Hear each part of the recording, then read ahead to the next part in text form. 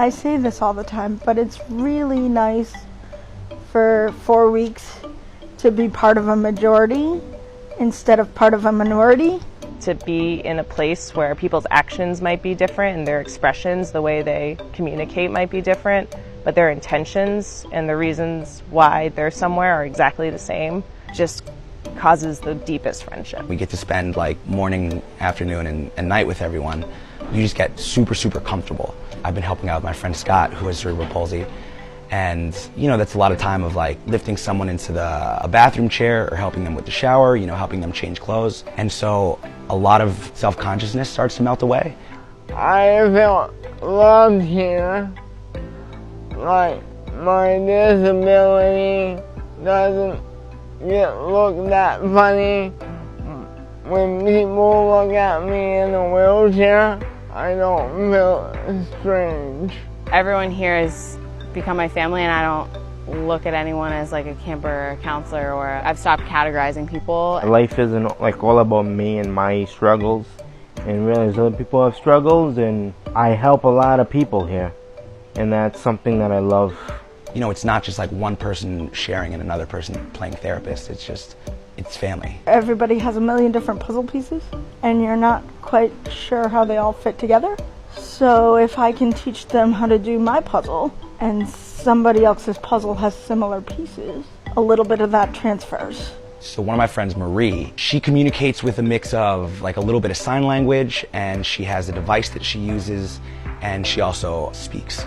I think to someone else who maybe doesn't know her, you'd think that her communication skills are very limited, but the more you get to spend time with her and are kind of like attuned to all of the different tools, you can really see that she can just be very creative. Everyone here is just so close, and we're all equals here, and I just wish that society could understand that. I get a lot of questions out in, we call it the real world, and I wish that this could be the real world. I get a lot of questions about camp that makes me want to get into like bigger conversations with people and just be like, why don't you just come? Because we always say the best way to explain it is to do it. We take our silliness very seriously at Jabberwocky, and so with prom we like to look really good and have a great time and have a delicious dinner. Our chefs prepare a 4 or 5 course meal for prom, and then we like to dance it all off in the studio after. And it doesn't matter what you look like when you're dancing, you just dance because it's fun.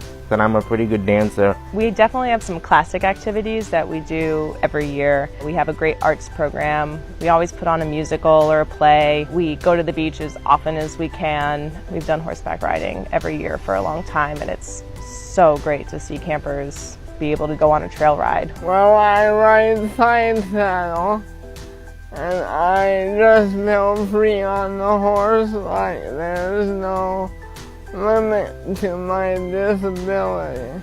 And then we really try to get into the community as much as possible, and the vineyard community is the reason that Camp Jabberwocky is what it is. We couldn't survive the way we have for 66 or more years without the support of this island. It's always a new adventure. There's always an opportunity to try something new.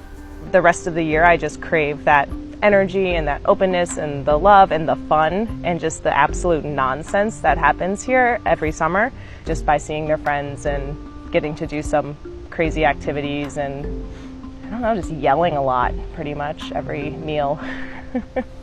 Right now we have very low ceilings in the main cabin, and so when you put 70 people in there, it gets loud. And that's, I think, both a point of pride, right, that we bring a lot of energy to mealtime, but also for people who might have some sensory issues, it can be super, super overstimulating. So I know the new main cabin that we're gonna have is gonna have much higher ceilings. With the new designs, we should be able to both like keep up the energy without it maybe being so overwhelming for people. In addition, the infirmary is part of the main cabin. So what we're doing is we're pushing the infirmary into Galumphing, and then we're building an additional cabin that'll be right next to Mimsy. And then the second part of our big capital campaign that we're really passionate about is that we're really looking forward to starting an endowment to eliminate the need to ask for tuition at all. We have all volunteers, and even with over 160 volunteers this summer, it costs about $1,500 a week for a camper to attend Jabberwocky, and we think it will open a lot of doors to people, and so we're looking forward to seeing what that allows us to do in the future.